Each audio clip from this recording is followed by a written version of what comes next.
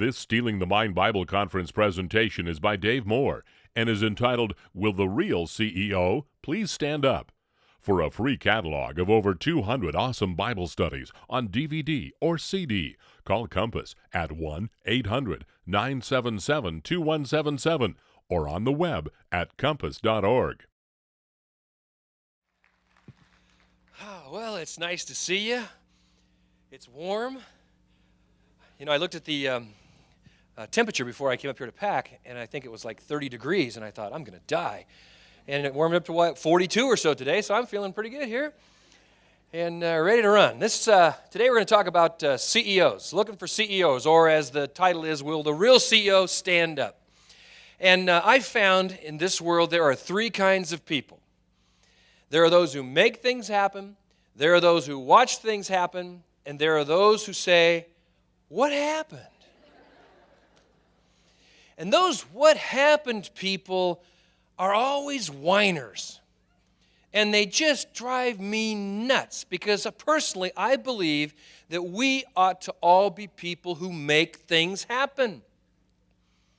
Reagan didn't whine. He made things happen. Steve Jobs didn't whine, oh, Microsoft's so big we can never compete. No, he made things happen. The mayor of this city years ago, Dick Heckman, got run out of town for some land deal. I don't remember what it was, but he didn't whine. He went to the desert, bought a little water company, turned it into a company from $1.5 million a year to $6 billion. You see, there are those who make things happen, those who watch things happen, and those who say, what happened? And you might be thinking, Dave, what does this have to do with God? Well, everything. If you believe you are the salt of the earth, like Jesus said you were, meaning you are the preserving element in an otherwise rotting world, you better make something happen and not sit on the sidelines and whine about it. And if you believe that you're the light of the world, like Jesus said you were, meaning you are the enlightening agent in an otherwise darkened world, you'd better be the kind of person who makes things happen. The question is, how do you do that? Well, I believe one of the ingredients is you have to become a CEO. Not a corporate type, but a personal type CEO. To be the kind of person who strives to be at the top of their personal, professional, and spiritual game. Average, mediocre, mundane approach to anything in life never makes a difference. We have to be the kind of people whose leadership is infectious. We've got to be the kind of person who matters that they lived. You know, salt of the earth, light of the world kind of people. And being a CEO requires three basic ingredients that I want to talk about today: creativity, enthusiasm, and organization. Those are the three essential elements to being a person who makes things happen. So let's just begin with creativity. You know, I often hear people say things like, I don't have a creative bone in my body. I've never really had an original thought. I can't draw, I can't act, I can't sing or dance. I'm just not the creative type. And when I hear people voicing that kind of thing, I look at them and I want to say, you make me sick. I ought to just slap you right here. Because let me tell you something. You were born creative. Every single one of you were born creative. Can you reflect back on your childhood? Can you remember building forts out of cardboard boxes? Can you remember escaping for hours into the land of your imagination?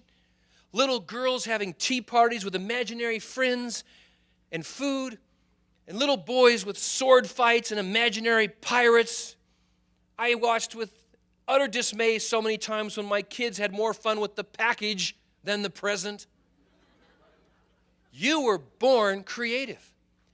And sadly, somewhere along life's journey, most of us get a creative cramp. We move from dreaming to dogma. We move from the artistic to the analytical. We move from using our imaginations to memorization. We move from making things happen to whining about what's happening. And that lands us in a land of regimented, routine, same old, business as usual kind of people, living in a prison of boredom where we find we're just doing time and majoring on the minors. Oliver Wendell Holmes once said, "The biggest tragedy in America is not the great waste of natural resources, though this is tragic. The greatest tragedy is the waste of human resources." And then he said, "The average person goes to the grave with his music still in him." If you're the salt of the earth and the light of the world, as Jesus said you were, you cannot afford to be that. The business as usual, going through the whining about, oh, we're living the end times. Yeah, it was the end times when John wrote the first book of John. I'll stop meddling and tell you why we should cultivate creativity. We should cultivate creativity because God is creative. I should pursue creativity because he invented creativity.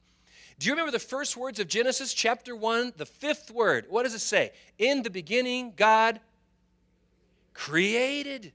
Do you think that took a little creativity? I think so. Mark it well, Bible students, the first thing ever said about God is he created. He started the creative process. He thought it up. He initiated it. He has been creating ever since. He creates because he is creative. And guess what? You were created in his image. You were created by a creative creator, and so you should be a creative creature. And we've already said you were born that way. In Ephesians chapter 5, verse 1, it says, "Be imitators of God." That word means to mimic. And if God is creative, don't you think creativity should be on our daily radar? We should be creative because God is creative, and you know what? Jesus modeled creativity. The Bible says in Matthew chapter 13, verse 34, it says, "He did not say anything to them without using a parable." You think about and follow the life of Jesus and look carefully at it. He spoke from the hillside, from the deck of a boat, from the beaches.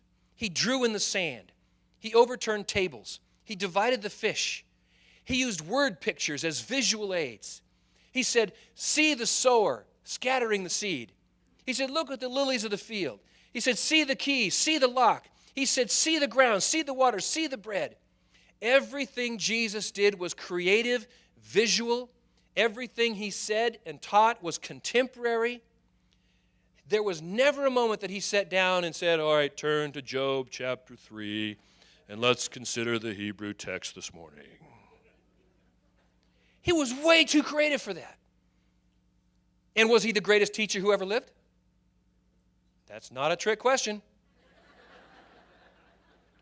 We should cultivate creativity because God is creative. Jesus modeled creativity, and you know what else? People need creativity. Why do you think Disneyland is popular? You see, people like you and people like me, we crave creativity because we weren't built for boredom. Look at the kingdom of nature. There is nothing boring about nature. It is alive. It's vicious. It's engaging.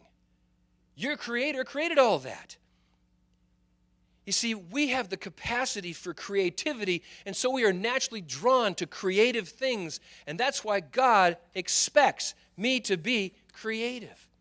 Galatians chapter 6, verse 5. I love this verse.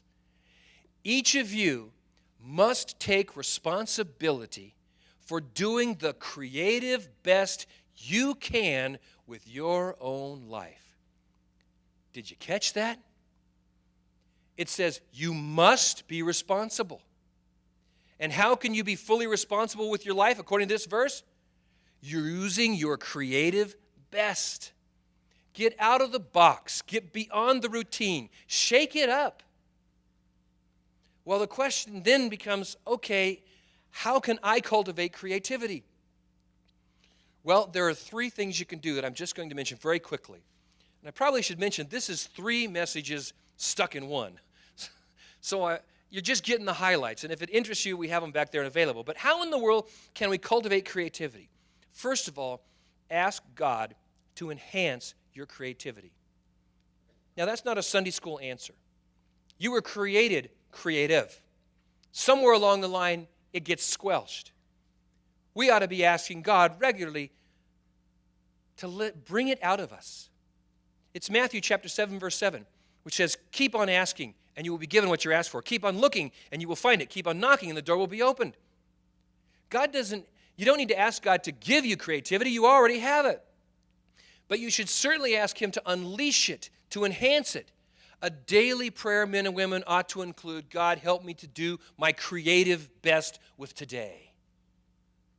And then the second thing, hang around creative people. Proverbs chapter 27, verse 17, a verse that you all know. It says, as iron sharpens iron, a friend sharpens a friend. You know what? If you hang around with dull, boring, mundane, whining people, you will be dull, boring, mundane, and whining. But you hang around creative people, the more creative you'll become. You know the old saying, it's hard to soar with eagles when you run with turkeys? Hang around some creative people. The third thing is take action to unleash your creativity. In life, there are always talkers and takers of action, right? Creativity demands activity. Ask God to enhance it and then take action to unleash it. I found the creative process is always a process. And once you get into action pursuing a creative solution, a creative way to communicate with the people in your town or the people who are in your neighborhood, a creative way to keep your kids out of the doldrums, to get beyond all of that, you know what? You become increasingly creative. So things just become so much more fun. For Thanksgiving this year, my daughter said, look, I am not sitting down at another table and eating turkey and being bored. All right, Lindsay, what do you want to do? She goes, we're going to have a pilgrim and Indian costume Halloween. And there were about 15 of us that showed up dressed up like Indians. There was only one pilgrim. That was my dad, because he's 84 and he didn't want to find a costume, so we brought him a hat. But we took an otherwise normal kind of deal and had so much fun with it, just with just a little bit of creativity. Once you start acting, you'll become more and more creative. I could spend the next 2 hours telling you about creative, out-of-the-box things that our family's done. I could spend another 15 hours telling you about the creative, out-of-the-box things that we did when I was a senior pastor in the ministry. You just got to get moving that track. In fact, at our staff meetings, every single Monday morning before we would start to plan through the service, we had a creative brainstorming session where all the rules were thrown out, and it was how in the world do we communicate this creatively this Sunday? And that grew a church from 400 to 12,000 in just a couple of years. Creatively looking for ways to meet people. Creativity is so fun. I love the old story about the young soldier who was traveling in World War II by train with his commanding officer. And the only seats available in that particular car were seated across from a grandmother and her granddaughter, who was a quite attractive young lady. And this young lieutenant was good looking. And as they're driving along in this train, it's becoming obvious that they have kind of an attraction, the two of them. And suddenly the train went into a tunnel and it's pitch black. And there were immediately 2 sounds that were heard: the smack of a kiss and the whack of a slap across the face. And the grandmother sat there in the dark and thought to herself, I can't believe he kissed my granddaughter, but I'm sure glad that she slapped him. He deserved it. The commanding officer was sitting there thinking, well, I can't blame the boy for kissing the girl, but why did she slap me instead? The young lady thought, I'm glad he kissed me, but I wish my grandmother hadn't slapped him for doing so. And as the train broke into the light, there's a grin on this guy's face because he seized the opportunity to be creative, kissed the pretty girl, and slapped his commanding officer and got away with both.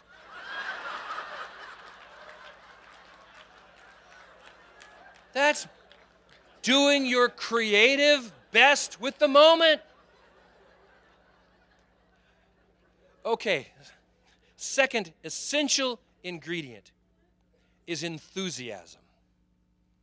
Benjamin Franklin was the one who said, some people die at 25 and aren't buried until 75. There's a lot of people like that. Unfortunately, that is an appropriate epitaph for far too many Christians. Way too many among us are infused with this mindset that is so pessimistic. We need to be infused with outrageous, contagious enthusiasm. How in the world do you think the disciples turned the world upside down? Was it because they were pessimistic losers?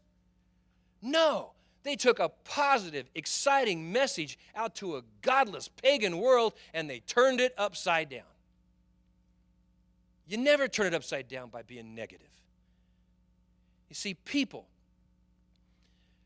who are enthusiastic are priceless. I love to be around them because they put life into living. There is magic in enthusiasm. It provides this uncompromising focus.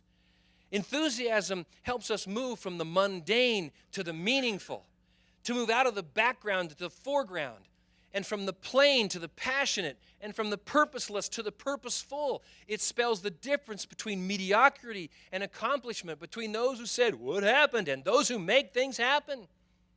Ralph Waldo Emerson said, "Nothing great was ever achieved without enthusiasm." He's absolutely right about that. So where does enthusiasm come from? Well, I'd like for you to note that enthusiasm is a God thing. True enthusiasm is a God thing to the core. It comes from two Greek words, in, meaning in, and theos, meaning God. So watch this. I thought something funny might have happened behind me. Enthusiasm means being in God. If you are in God, a byproduct will be enthusiasm. When we're in touch with our Creator, when we listen to our Creator, we're enthusiastic.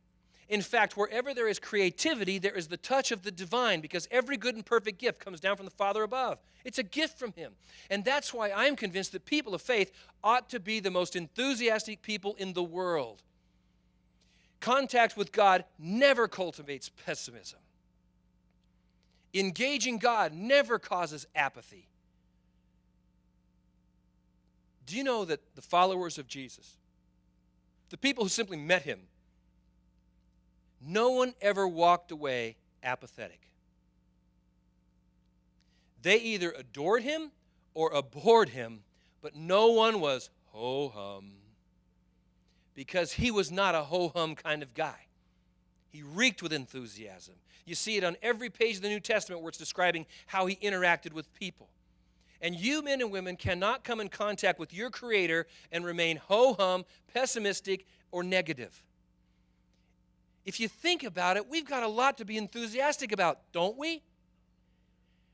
Don't get into those long-term apathy spasms because of who you are. You ought not go there. And what happens to us is we forget who we are. We forget what we have. We forget, read the book, we win. And when we forget why we're here, you're here for one reason.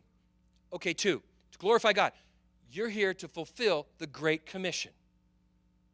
And when we're not out engaging the world and the people of the world, loving them as God loves them, enthusiastically embracing them, although we may not like what they do, we're not going to be filled with enthusiasm because you're not fulfilling the God-given demand of go into the world and share the gospel.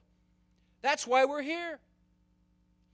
And anything that doesn't move us in that direction is a rabbit trail that will leave you lacking in enthusiasm. That's why our enthusiasm gets blown away. And I'm telling you, enthusiasm is absolutely essential.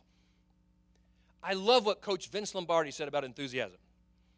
You will either be fired with enthusiasm or you will be fired with enthusiasm.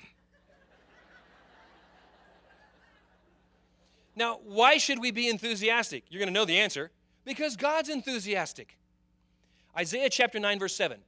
His ruling authority will grow, and there will be no limits to the wholeness he brings. He'll rule from historic David's throne over the promised kingdom. He'll put that kingdom on a firm footing and will keep it going with fair dealing and right living, beginning now and lasting always. The zeal of God Almighty will do this. Now, that's a description of Jesus' mission to the planet sometime in the future.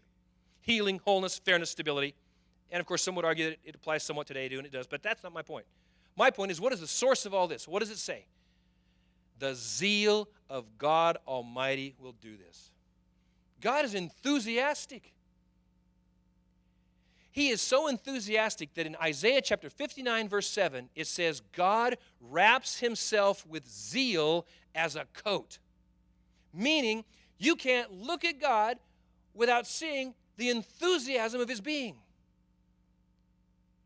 Enthusiasm is essential because God is enthusiastic. And guess who else was enthusiastic? This might be a wild guess for you, but think about it. Jesus. Oh, he was enthusiastic. If you look at every public appearance of Jesus, you will never, ever once see apathy. You will never see yawns in the crowd. He was enthusiastic about life. He was enthusiastic about his mission. He never whined about, well, you know, in 2 years I'm going to have to go to the cross and suffer and bleed and die. What did he do? He looked beyond the cross, according to Hebrews, for the joy set before him. So he didn't focus on the negative, he focused on the positive of it. And he was so enthusiastic about it. He was even enthusiastic about his deadbeat disciples. I mean, you look at those guys, we're talking about losers. And he was enthusiastic about them, and that enthusiasm captured their hearts, their minds, their imagination, and they turned the world upside down. Jesus, whenever someone was brought to him, he was enthusiastic in his interactions with them, whether it was the Pharisees or whether it was the young babies that were brought to him. Remember that story? These young children were brought to Jesus, and the disciples, oh no, he's way too important for this. You moms, take your babies away. And Jesus said, no, bring them to me. The passage is really beautiful. It says some children were brought to Jesus so he could lay hands on them and pray for them. The disciples told them not to bother him. But Jesus said, let the children come to me. Don't stop them, for the kingdom of heaven belongs to such as these. And he put his hands on their heads, and he blessed them before they left. A couple of quick things that I want you to understand about this snapshot. First, the word that is used for children means infant. That means these kids were too young to know what was going on. Second, the word that's translated bless them is a very intense linguistic structure in the Greek New Testament, meaning he didn't just go through the motions. He didn't just nonchalantly place his hands on their heads. He fervently and enthusiastically blessed them with tremendous intensity, even though they were too young to know the difference. That's the kind of man he was. Enthusiasm is essential because God is enthusiastic, because Jesus was enthusiastic. And so you need to be enthusiastic. And that's not Dave Moore talking. That's Romans chapter 12, verse 11, where it says, never be lacking in zeal, but fervent in spirit, serving the Lord. Zeal. The word meant in the Greek to be hurried. It carried the idea of speed and striving. Fervor. It meant in the Greek New Testament to be boiling hot. It described boiling anger, boiling love, anything that consumed you. The Bible says that we should never be lacking in this zeal, which is enthusiasm in the intensest form. Never be lacking. Let me ask you a question. How long is never? Anybody know? The answer? Long enough. Never be lacking in zeal. Apathy, indifference, whining is not an option for the believer ever.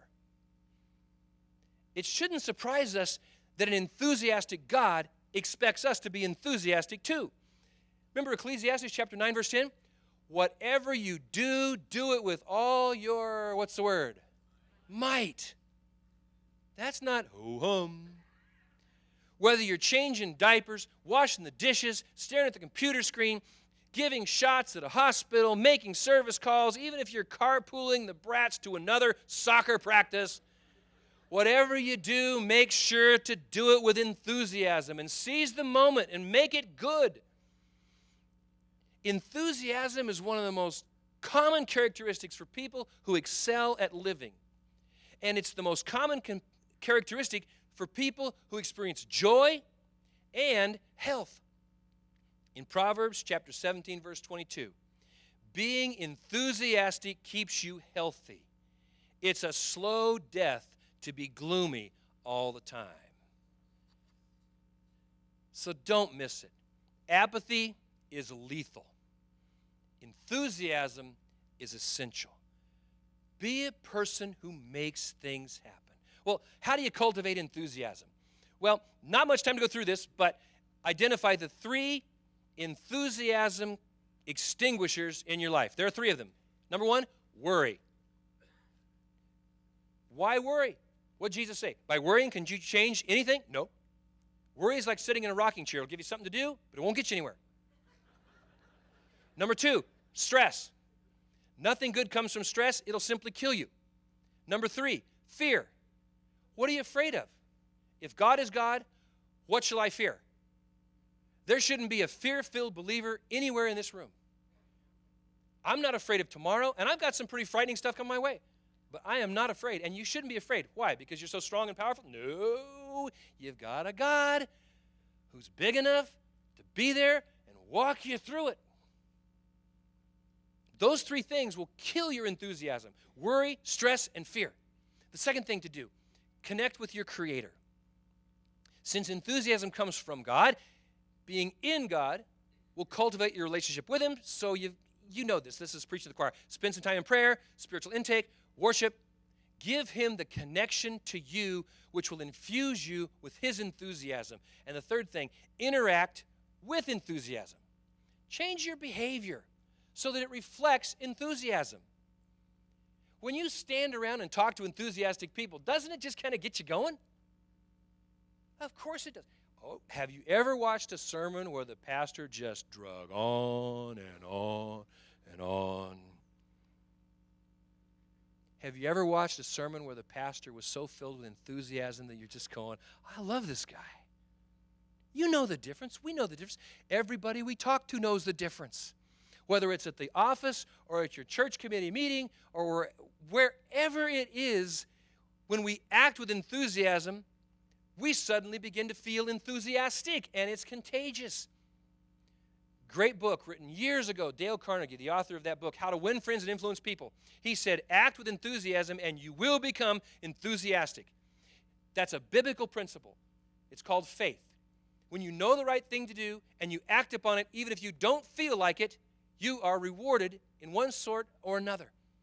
So even if you don't feel enthusiastic, you begin to act with enthusiasm, and pretty soon you feel it growing up within you. And then the fourth thing, spend some time with enthusiastic people. Most things in life are better caught than taught. I knew that as my kids were growing up, I could teach them all I wanted to teach them, but what they're really going to learn is how I lived. And when you hang around with people who are enthusiastic, it rubs off. 1 Corinthians chapter 15, verse 33, don't be misled. Bad company corrupts good character. Proverbs 27:17, verse we've already looked at, as iron sharpens iron, a friend sharpens a friend. So CEOs, people who make things happen, are number one, what was it? Do you remember? They are, starts with a C, creative. Second, they are enthusiastic. And the O stands for organized. Everyone needs a level of organization. Ecclesiastes chapter 3, verse 1, there is a time for everything and a season for every activity under the sun. The problem for most people is they are so disorganized, they don't have time for anything under the sun. And we need some organization because, as you've probably already guessed, God is organized. He is incredibly, outrageously, off the chart, over the top organized. And just to make that point, consider creation.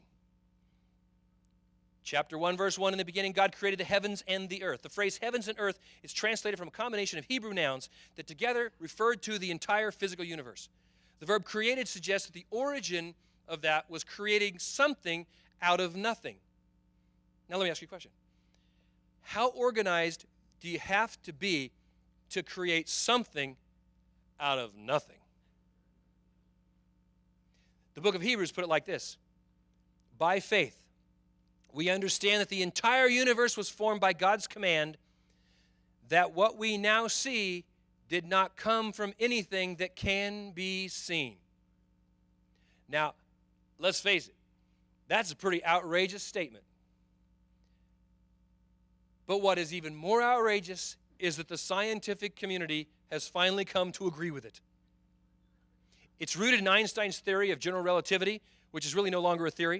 In 1933, Nobel Prize physicist Russell Heidelus and Joseph Taylor spent 20 years studying this and affirmed the accuracy of Einstein's theory of relativity, to which they said it's no longer a theory, but it is known to be science. Now, here's the point. Hyde and Taylor looked at the cosmos and claimed from their mathematical deductions that the cosmos came from something so small that it could not be seen or detected. Oh, just like the book of Hebrews said. That's amazing. Your God is organized. And I'll give you another illustration. Just consider your body. In Psalm 139, David wrote, "You made all the delicate inner parts of my body. You knit me together in my mother's womb. Thank you for making me so wonderfully complex. Your workmanship is marvelous, and how well I know it. Body and soul, I am marvelously made." Yes, you are. God designed you with a heart that can beat 1.5 billion times on the average without ever pausing to rest. He designed you with lungs that can pump 12,500 quarts of air every day without pausing to rest. He built you with a 3-pound brain containing 100 billion neurons held together by 2 trillion packing cells that's capable of storing 600 memories a second for a lifetime. That's 1,419,000,000,012 million memories. My problem isn't storage, my problem is retrieval. The truth is, everyone has a photographic memory, it's just that some people don't have any film. But you start crunching those numbers at the complexity of order, and it's phenomenal. God gave you a retinal receptor that has 6 million cones and 120 million rods in it. God gave you an optic nerve that has 1 million tiny fibers in it. He connected your body so intricately with rods and cones and sodium pump mechanisms that when you drop something on your foot, it instantly travels all the way to your brain, right? I mean, you don't drop something. Oh. It's instant. He gave you a nose with 40 million receptor cells so that you could smell. He gave you 10,000 taste buds on your tongue, each of them embedded with hundreds of thousands of tiny receptors. Your body, watch this, is an absolutely organized package of 100 trillion cells. Heck, that number's bigger than the national debt. If you're going to be a person who makes things happen, you have got to cultivate creativity. You have got to be fired with enthusiasm, and you've got to get a handle on organization because God is organized. Just consider creation. Consider your body. Consider prophecy. You folks all know this stuff real well.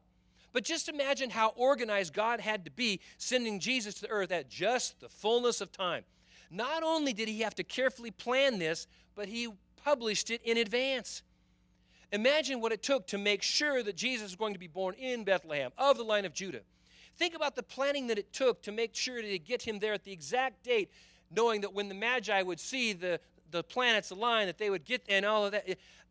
Imagine preparing a messenger, John the Baptist, to be born and precede the Messiah. And this planning was all predicted. Things like Daniel, that he would ride into Jerusalem on a specific exact day, prophesied and written down 1,000 years in advance. it was predicted he'd be betrayed by a friend, not an enemy. For 30, not 22 or 41 pieces of silver, not gold, not copper, and on and on and on. God was so organized with the prophecies concerning Jesus that it's impossible for it to have just happened. There are at least 48 specific prophecies concerning the Messiah. Every one of them fulfilled in Jesus of Nazareth. The mathematical odds of probability of any one person fulfilling just 17 of these prophecies is 1 in 48 billion times 1 million times 1 trillion. Now, I didn't make that up. That was science people who came up with that number. But let me illustrate it for you. Let's say that every one of those represents a chance, and that chance is represented by a grain of sand. And so we mark one grain with red paint. We mix it up with the 480 billion times 1 billion times 1 trillion grains of sand. That much sand would fill our entire galaxy. Now, our galaxy is so large that to travel from one end to the other takes 100,000 years traveling at 186,000 miles per second. So we're talking a lot of sand. Now, we blindfold you. We set you adrift in a galaxy of sand. How likely is it that you will pick the one red grain the first time? The answer, 1 in 480 billion times 1 billion times 1 trillion. Those are the mathematical odds of Jesus fulfilling just 17 of the 48 prophecies. Bottom line, God is organized. And if we're to be like him and to mimic him, we need some organization in our lives. So you should be organized. Ephesians chapter 5, verse 15. It says, so watch your step. Use your head. Make the most of every chance you get. Now, you can't make the most of every chance you get if you're disorganized. You can't maximize the impact of your life if you're unorganized. Ephesians chapter 5, verse 15, in a different translation, says, be careful how you walk, not as unwise men, but as wise, making the most of your time. It's unwise for us to allow disorganization to waste our time. The first thing to notice about the words in the Greek text is they are in the present tense. That means we should start right now and never stop. It literally says, get organized now and never stop so that you can maximize your time. And it's in the middle voice, which means it's my responsibility. Nobody else can or will organize the moments of your life. Paul was saying it is your responsibility to take advantage of your time, and you have to do it today and take it, seize it, never stop, capitalize on all the current possibilities, and anything less is, according to the Scriptures, unwise. When I'm disorganized, I'm unwise. So many people think they're doing so well because they just don't know what they're doing. So how do we get organized? A couple of simple thoughts. Organize your stuff. Organizing your stuff is something everyone can do, anyone can learn. Organizing your stuff is about two things, time and focus. You simply can't be organized when there are piles of stuff everywhere. Now, I know some people can get carried away with this, but organization is essential. Let me ask you a question. Have you ever wasted time looking for a file folder? Have you ever wasted time looking for a receipt? Ever wasted time looking for a file on your computer? Do you ever look at your desktop and it's so cluttered, the computer desktop, that you can't find anything on it, and the wallpaper, you can't even see it because it's so covered with crud? You ever fumbled around in the garage looking for a tool? This is really simple. It's the old saying that my mom used to say all the time. A place for everything and everything in its place. And all that takes is time and focus. Do it now, keep it up. The most important part of organization is as simple as that. Not only should we organize our stuff, but we should organize our lives. Real simple. Keep a calendar. I keep everything that I have on my plate on my calendar. And I mean, it's a lot of stuff.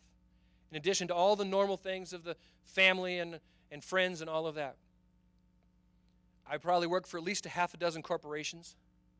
Got to juggle all that, keep it all in the air. How do you do that? It's real simple. One calendar. On that calendar, there's a to-do list. My appointments are there.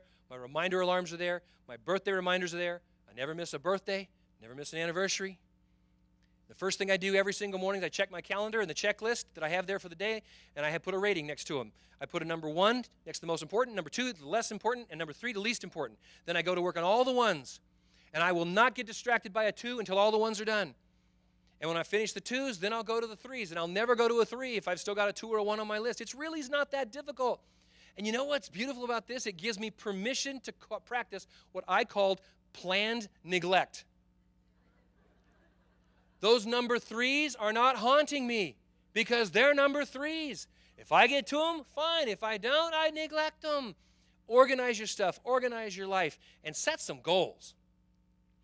Aristotle said, man is a goal-keeping creature.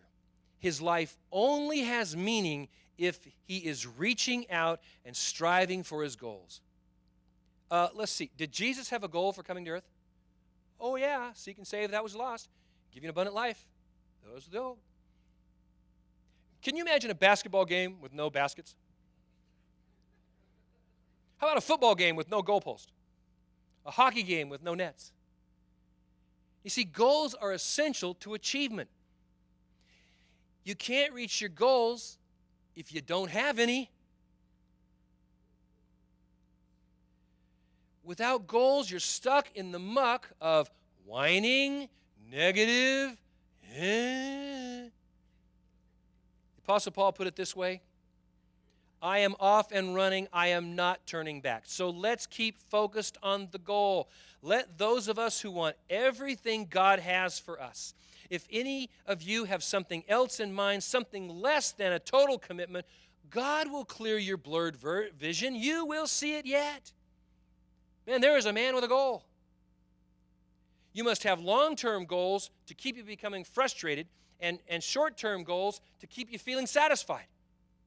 Short-term goals also keep you interested. Just a real simple challenge to all of you. Do you have a list of goals right now that you're working on? Do you have a mission statement? Mine is I exist to convince as many people as possible that life is good, eternity's better, and get ready for both. And for years, everything I've done has fallen in the parameters of those goals and that purpose statement. And that keeps me from rabbit trails. That keeps from whining. That keeps from getting negative and pessimistic. Do you have those? If not, write them down. Figure them out. Goals aren't mysterious things. You know what a goal is? A goal is just a dream with a deadline. And without goals and plans to reach them, you're like a ship at sail with no destination. Solomon put it like this, Proverbs 17:24, an intelligent person aims at wise actions, but a fool starts off in many directions. CEO. C stands for creativity. E, enthusiasm. O, organization. So that we become people who make things happen rather than asking what happened. In England, there's a monument to the sport of rugby. It's pictures of bronze of a young boy who's bending down to pick up a ball, and at the bottom, there's an inscription that says, with a fine disregard for the rules, he picked up the ball and ran. The story behind this bronze is the story of two British rival schools. In the closing moments of the rugby match, a young boy was sent into the game for the first time, and this boy was filled with enthusiasm.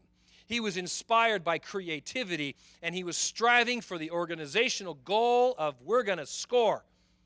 And so he went into the game, and with an eye on nothing but the goal, he picked up the ball and he ran, which was against the rules. He was out of the box. He was thinking creative. The confused officials and players stood motionless. Those who watch things happen, those who ask what happened. Meanwhile, the boy is sprinting down the field. The parents in the stands are standing on their feet. They're screaming, they're applauding, and the boy scores this goal. Remember, there are three kinds of people in the world.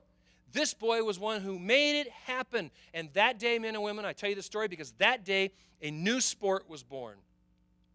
That's the official first day of football. Football wasn't born because carefully worded agreements between NFL officials. Football was born because of a creative, enthusiastic boy with uncompromising focus, a CEO who made things happen. Thanks, everybody.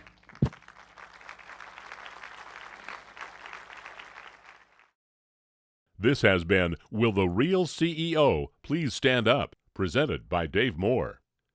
To receive a free catalog of over 200 awesome Bible studies on DVD or CD, all using and defending a literal translation of the Bible, information on upcoming Bible conferences in your area, or details of our missionary outreach and trips to Israel, call Compass at 1-800-977-2177 24 hours a day, or visit us on the web at compass.org.